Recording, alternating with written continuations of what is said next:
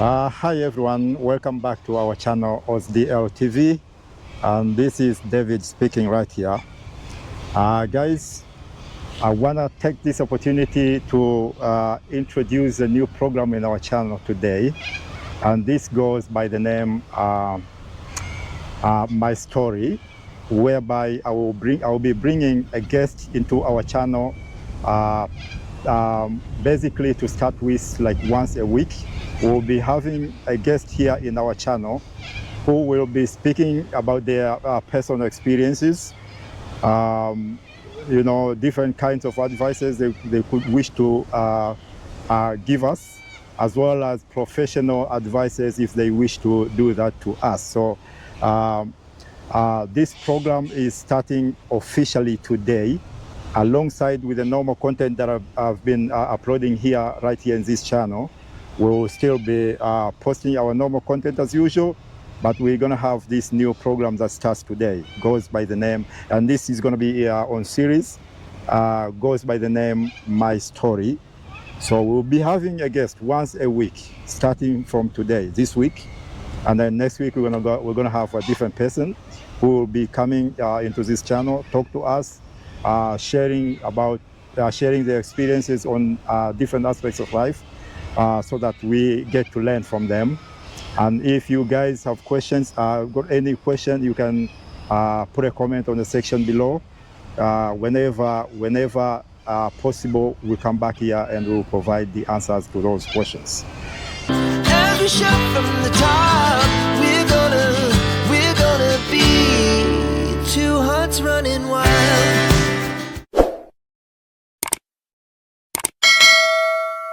So right here, I've got someone with us today who has been a very special guest in our channel today, because he is the first one who is going to introduce our program today. So I want to take this opportunity to welcome this gentleman right in front of me to introduce himself to you. And yeah, we'll get to learn from him as we go. Welcome, sir. Thank you for having me here today. Yeah, so can you please introduce yourself to our audience and tell us a little bit of your, your background. Congratulations on this channel of yours, and thank you for having me on this special section of My Story. My name is Manish, and I am an Indian citizen and a permanent resident of Australia. I've been in Australia for almost 5.5 years now, and I'm an engineer by trade, and I'm a family man, about to be 30-year-old, so I'm kind of still in my youth, but have social responsibilities on my shoulders, and I'm glad to be sharing some insights from my life here today, and thank you for having me. Thank you very much, sir. Thanks for your time. Thanks for accepting our invitation to come and share with us your personal experiences and whatever you wish. I just want to know from you, like, how long you've been in Australia for? So I came around 2019, middle of the year, on a student visa. Yeah. Before that, I wasn't planning to come here for probably 8-10 months, so it didn't took me that long, which takes most students. It was kind of a quick decision for me. I had some family here, which made it easier for me to make the decision. I had few other countries in mind to choose from, and I'm lucky to be in Australia, to be honest. It's a great country to live in, and it's beautiful, beautiful country. As you can see, we're surrounded by beautiful birds here, water bodies all around us. So yeah. It's beautiful, that's for sure. And as I've been following you, you said you first came here as an international student, right? Yep. So what are the struggles you went through in order to gain access to come to Australia, like starting from visa application and stuff like that? How was your hassles and struggles to get to that point? I think the struggle was initially with the finances only, because I've been lucky with all other aspects. So for studying here, you're required to prove all your finances. So we had to get things in order We need to document it, everything, and we need to find, like, I was working before, so I needed to get some documents from my work, and then some documents specially done from my uni that I did my bachelor's in India in, and then I had to apply on different universities. Luckily, I went to like a counselor in India that guided me most of the steps. And when I applied for my visa, the funny thing is my visa came in like 5 seconds. So I was an auto grant in terms of my study visa. So I didn't have to had the nervous wait. So in that regard, my process was much quicker. Yeah. Wow, So that's amazing. I've been fortunate in some of the regards, especially when it comes to coming to Australia. So I think my luck has been surrounded with that. So yeah, everything fell into place when I decided to come to Australia. Yeah. Wow, congratulations, man, for that. Because I know most people have gone through a lot. Like they went through a hell to get the student visas to. Yeah, I can relate to that. That's for sure. Yeah, I can definitely relate to that because I had some people while I was studying for the IELTS coaching, which is a required test to come to Australia. So they were studying for almost 14 months and they were not clearing their IELTS test. Luckily, I cleared my IELTS test in the first attempt, which I gave after 3 months.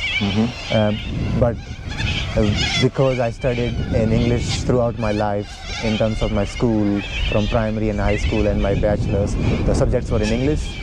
The only difficult part was to speak English regularly because I did not have the practice of talking about it, but I had the reading and listening aspect of it. And I used to watch a lot of Netflix shows, and so those kind of helped me in some way. You know? Yeah, funnily, everything played a key role. So how much was it required? Sorry, please. How much was it required on your test? Like what band score you needed? So I came to do Masters of Engineering. I required a minimum of 6 each to apply any of the universities, and to apply in good universities I applied a minimum of 6.5 each and 7 overall.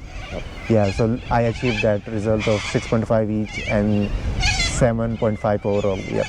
Wow, congratulations for that. And what were your hopes and expectations by then, you know, for your new life in Australia? Like where were you expecting to? So like I did not build too much expectations because I did not want to plan and be short on things, but my initial expectations was to just come here and be independent, like to do my own things, make my own money and complete my degree.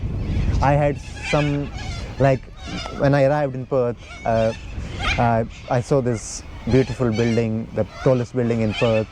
It has the name of a mining company written on it, and I wanted to like see if I can get into that building. And my uni was in the city, so it was like half a kilometer from the uni.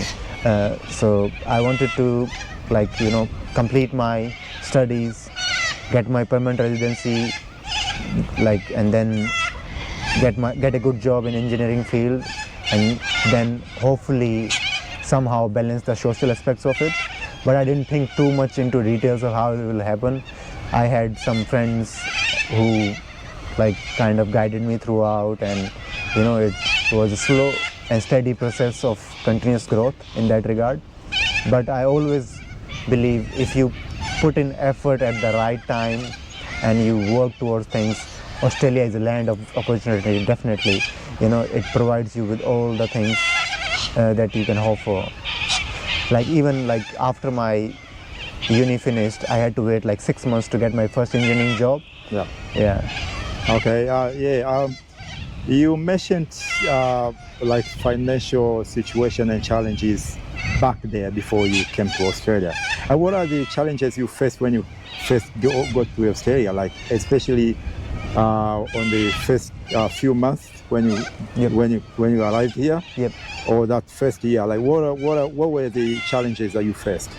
There are multiple aspects of challenges, I can tell you, David.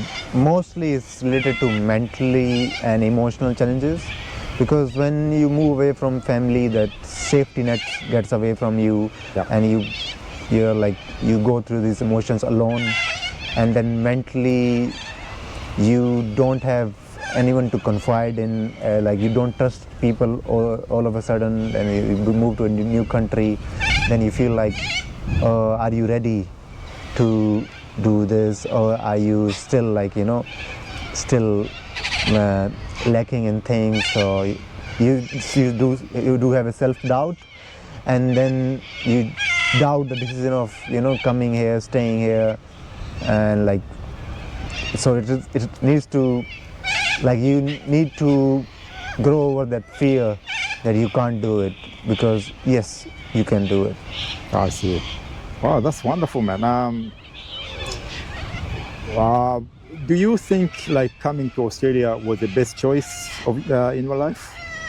Why do you think so? The best choice or best decision you have ever done in your life? Why do you think so? In terms of best adult decision I've made, I feel like, yeah, since I've been 20 plus years old, I think coming to Australia was one of the smartest decision, you can say, or one of the best decisions of my life, because the things I enjoy in life socially, and then the financial freedom of things, and also like, you know, I'm much more healthier since I've come here. I've changed, like I've gotten into healthy habits, and I've grown as a human. Like I've grown in so many aspects. Yeah. Oh wow, that's wonderful, man. So is there, in your opinion, is there any mistake that you can recall or you can remember, any mistake you have ever did, you know, or you have ever done, and you think it should be avoided by anyone planning to move to Australia, or by anyone who is already in Australia right now as an immigrant? Yeah, I think one of the social decisions I see many people doing is when they come here, they remain in their own circle. Like if they move from a certain state or certain part of town, they limit themselves from that to that friends only, and do not explore the country, and that way they don't get to fall in love with the beautiful country that is Australia. Be more open at the start. Okay. Yeah, and then open to in what sense? Like open to the situation around you, or open to people, or so I've like, if we go into details, like open to probably like the people who are around me, who are doing this for many years and who are well settled. So open my eye. Yeah, you think you know everything. Yeah, absolutely. So you struggle to get that advice in. But like, and then I've struggled with my emotions as well, like, because I was very moody and very, like, my moods used to fluctuate a lot. I feel like I did not have control over how like I communicated my beliefs. An agitated and angry person. Yeah, like slightly like that. Yeah, like I did not like, I used to work night shifts when I came in, so that so also, less sleep as well. Yeah, so that fluctuated things a bit. So with time, I've grown to also, you know, learning things better and doing things better in that regards. Yeah. Oh, that's wonderful. Yeah, so you can you know, acknowledge that you have been going through changes and progress in all aspects of life. Yeah, I think one of the best things that has happened to me in Australia is I have learned to be malleable to change. So I'm not like rigid, like I'm not opposed to listening, I'm not opposed to growing. So that is one of the best things that has happened to me since coming to Australia, is I've matured quicker. That's a good way to put it. Yeah, I matured quicker. So you mentioned a very good point. Something like, you know, being angry and agitated most of the times and stuff like that. That has a lot to do with your mind. That has a lot to do with the, you know, having enough rest and stuff like that. So how do you deal with the issue of work-life balance? David, I have learned to be more communicative. So if there are people around me, and if I'm having some illness or some lack of sleep or something disturbing me, I try to communicate my feelings, and I try to put things into words, and then I try to address it. And I have been on a beautiful health journey in the last 2-3 years, that I take my supplements, natural supplements, I exercise, I play sports, I do my recreational activities, I like adventures, and I like to do new things. So I'm going deep diving into my hobbies. So I try to balance my life through that, and I know life can't be perfect. So it's to understand that everything can't be perfect, and you have to grow with time, and you have to learn to mend yourself, but you enjoy the happy moments as well. Absolutely. So, and you understand that sadness is also an emotion, it's part of life, and you go through phases when you are low and you're feeling stressed, but you have to acknowledge that, and you have to communicate with people around you so that they can help you, and you have to do physical activities to cheer yourself up. You need to eat good food, you need to sleep well. If you can't achieve that, you work towards it slowly. Things don't change in one moment. You grow towards things. Yeah. Apart from Perth or WA in general, where else have you ever visited in Australia? Have you ever been to other states as well? Yeah, fortunately, I have been to Melbourne, Victoria, and then I've been to Queensland a couple of times. I've been to regional WA a couple of times. I've been to mine sites as a role of a contractor in engineering field of mine. So I've been to like 6-7 different parts of regional Western Australia and 2-3 different states. And then I have extended family in Tasmania, Hobart as well. So I've been there a couple of times as well. Yeah. Ah, wonderful. Congratulations for that. Yeah. So what do you think about things to do in Australia? Honestly, there are lots of things, and it's hard to put everything in words, but I will try. For me personally, I'm a sporty person, so you can play sports with leather ball everywhere.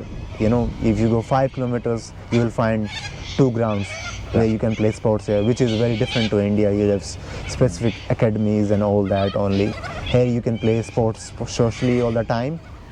And then there is soccer, we call it football in India. In Australia they call it soccer.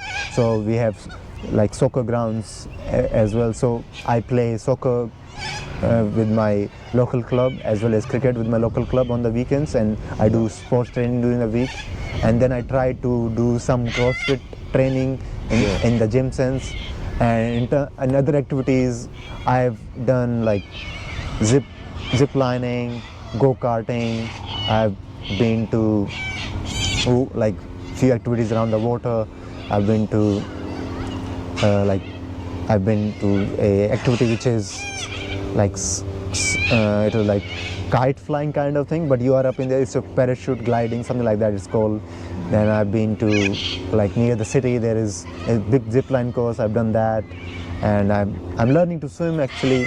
So I've been in the last 1.5 years, I've been taking adult swimming lessons. Yeah, that is improved because I was very fearful of water when I came in, and then I saw there's so much beauty around Australia, and most of it's surrounded by water. And then you have to learn to be not fearful of the water. Yeah. So I've been doing. They learn how to swim here in a very young age. So. Yeah, almost everyone here knows how to swim, and for us as immigrants, it's a bit of a challenge. Yeah. Unless you're like what you're doing now, like you jump into it and start learning. Yeah. There's no other way.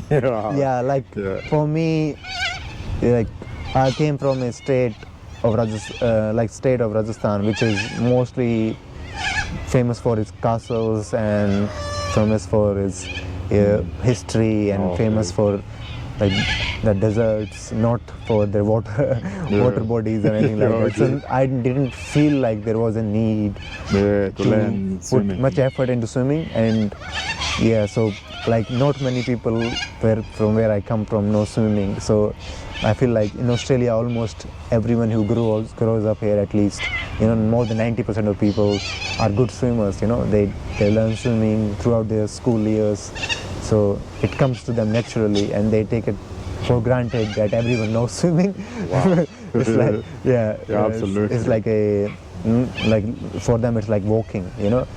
And additionally, I forgot, like, there's a few things you can do, like hiking here. There's beautiful spots to see, and especially in Tasmania, when I went there, it's famous for its hiking and beautiful mountains, and you can see mountains and water on one side, and it's so amazing. Like, so, yeah.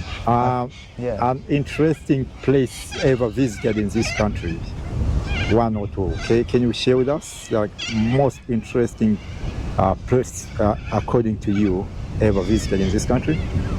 I feel like Perth is very beautiful. I've been to Rottnest Island. I think I saw a video on your channel regarding it. It's a beautiful place.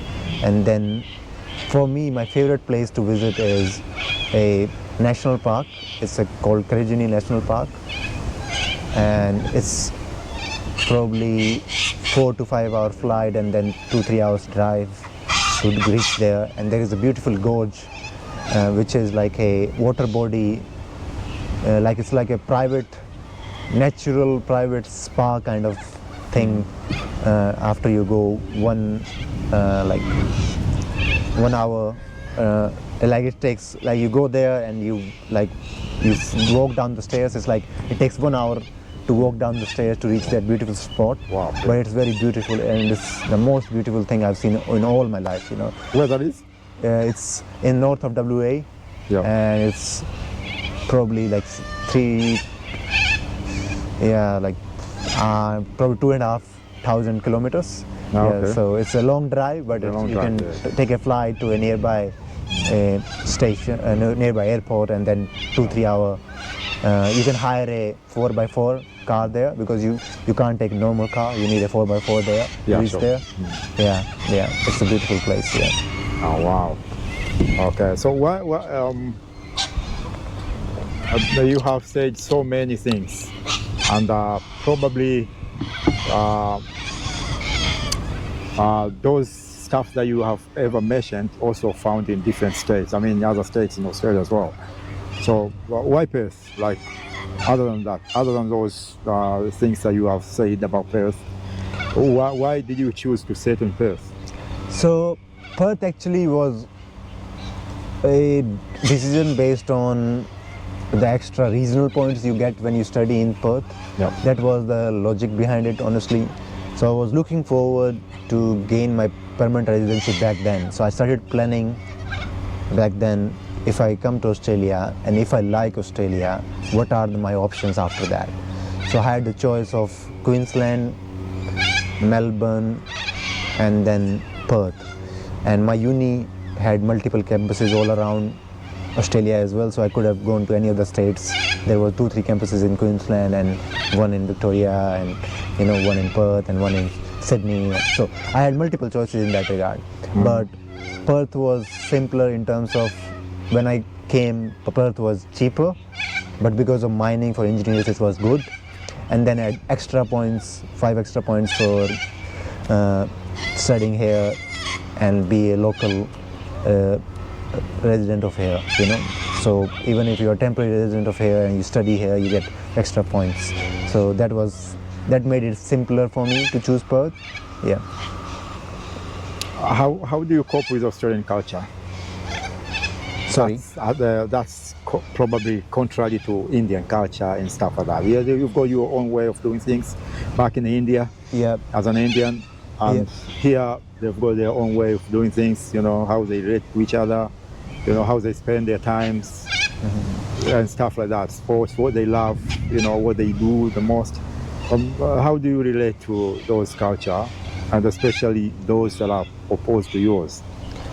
So, David, in terms of culture, I was never too religious in that regard, but I felt like when I was in India, I was always talked down by my family, by my elders, saying like this is not the right thing, you should do this, you should do that.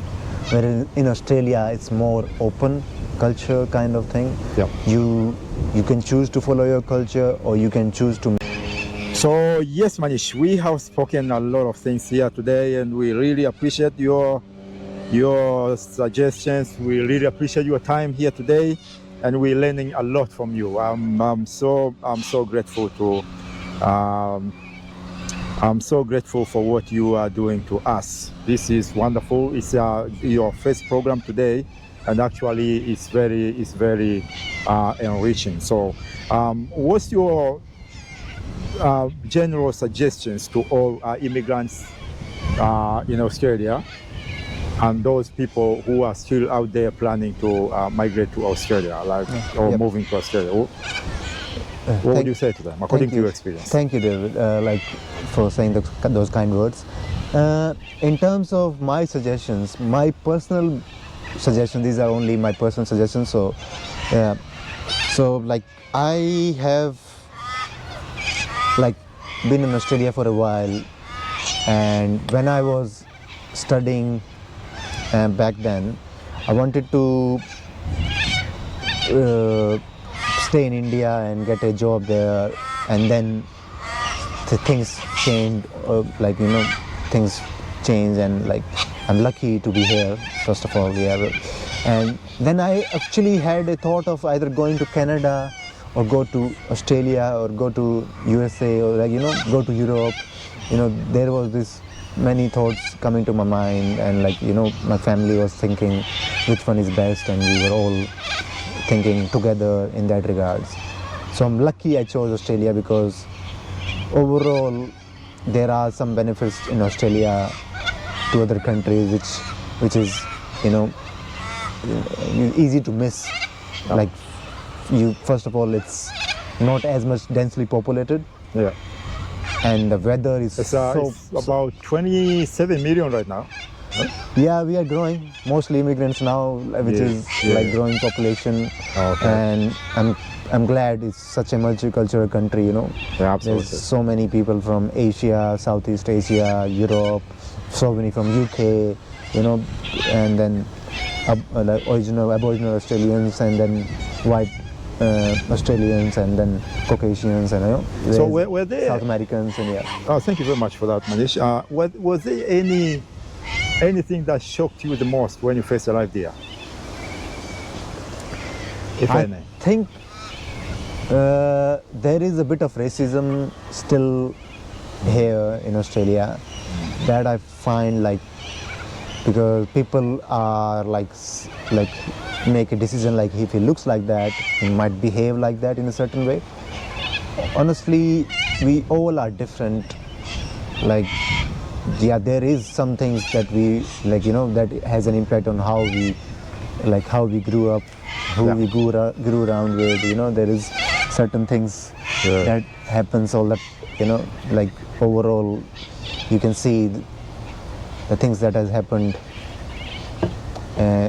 but it's getting better in the sense people are seeing that many people are coming now, this one is different to that one, even though they look the same skin color, they come from a different part of the world, they have grown up different, their views are different, and they're becoming more open. But still, I feel there's a bit of discrimination still in Australia, especially from people who has not traveled much, honestly, is their lack of education themselves for the world around them that has made them susceptible to change, and Have you ever come across racism in systematic racism, in social services or wherever you go, in different offices? Have you ever encountered any situation?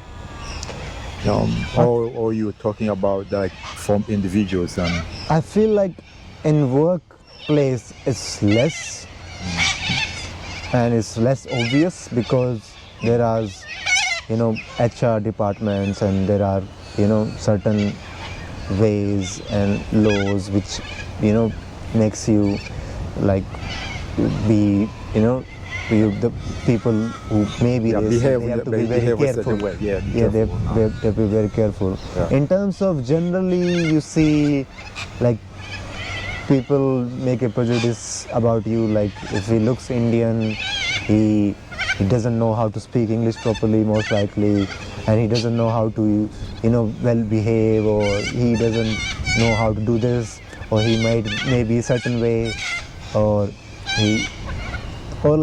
but when I came in, I was young, and I was single. I was trying to meet new people. You see then as well, like people make a certain preconception about you, that you may be like this, and I've dated Indians before, they're like that. So you hear these kind of things, and it kind of annoys you after a certain while, that like please grow up, kind of, this is not how all of us are, there's not Manish everywhere, there's not a clone of me going around, and every person is an individual, treat every person individually and treat them on basis on how they respect towards you, and respect them back, and how give them an open communication and tell them how you feel about things. And if you do that, you will be more wiser, Absolutely. Oh wow, that's wonderful. One thing that you miss the most from your home country? I think the feeling of big family and the ease of, you don't have to cook yourself, you might have a maid to do something, and like here when you buy something from the shops, like you have to assemble it yourself.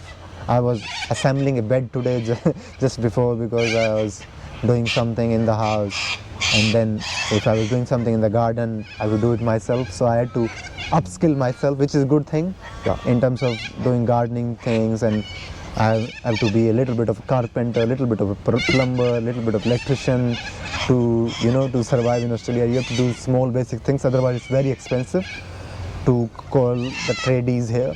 And my tip for you who's looking to come to Australia is look into what's required in Australia. For example, now the tradesmen are very much in demand, and you get paid very much more. So if you want to be an electrician, I think it's a great country to be in, honestly. Oh wow. Okay. And considering the current economy in Australia, or in the world in general, how do you deal with the living expenses at the moment? Like, cause the living expenses has gone up like tremendously, and it's really hard for everyone. Back in the day, you go in the shopping, full trolley, $80, and now you can spend like $200 and not even a basket full. So how do you deal with that? Honestly, David, before this kind of recession phase, before the home loan rate increase and the mortgages going up and rents going up, I feel like I needed less planning. Even I was making less money. I was just a student who was doing bit part job, casual job here and there.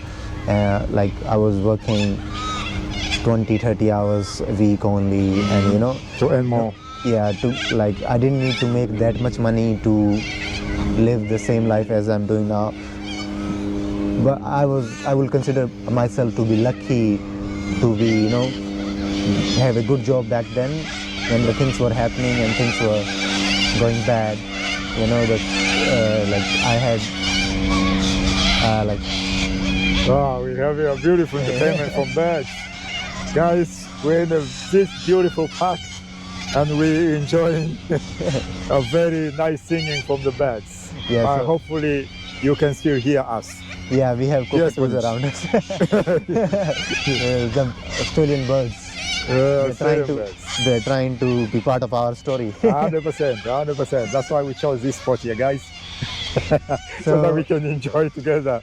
So for example, the rents have grown double in the last 2.5-3 years. Yes. The mortgages have gone up at least 150% of the original, and if you have not bought a house, I feel like the time is like people who have been pushing it have been struggling.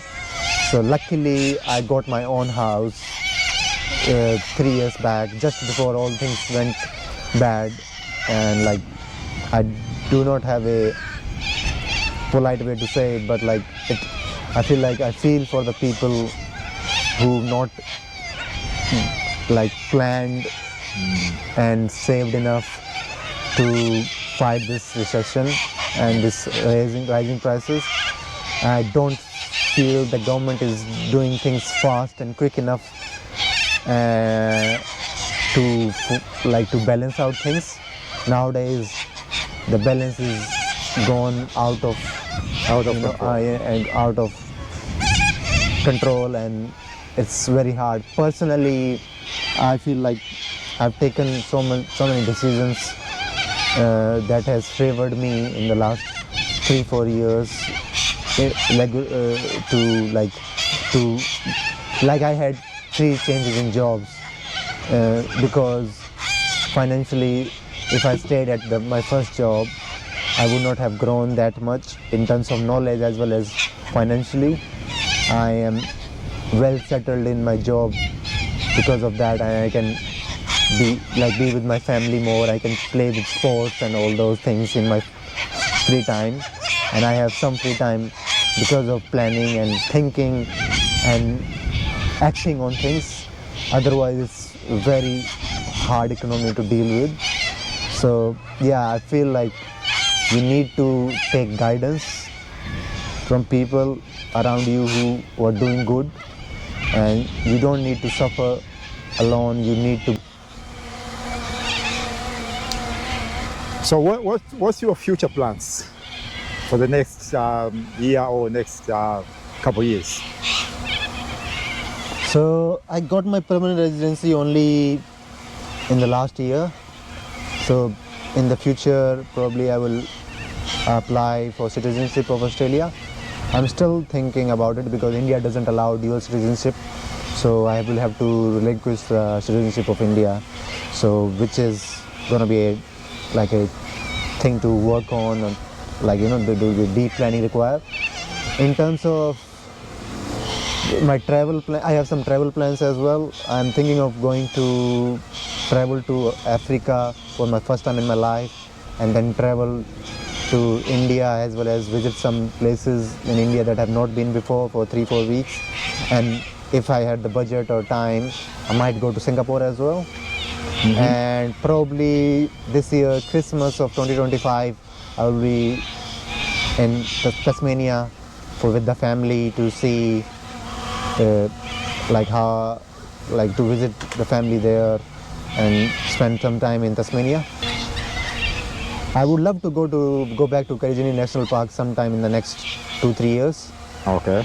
And in terms of other plans, I would like to continue to be fit and spend more time with my family and probably become a senior in my position. Yeah.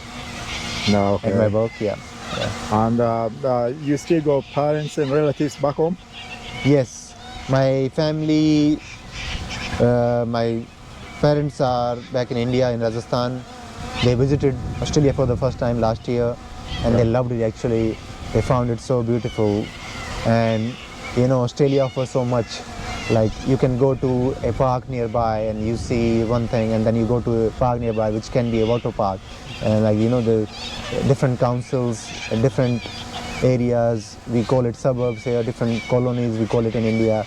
So different suburbs has different parks and different hiking spots.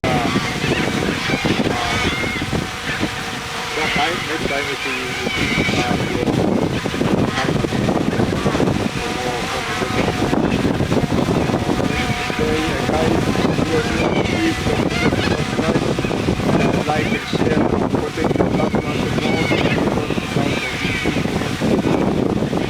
until next time, see you guys in the next video. Ciao, ciao. Thank you. Thank you. Absolutely. Guys, if you have any questions, next time we have Manish on this channel, we will be the solution after every time. Thank you very much and have a good day. We wanna chase the night.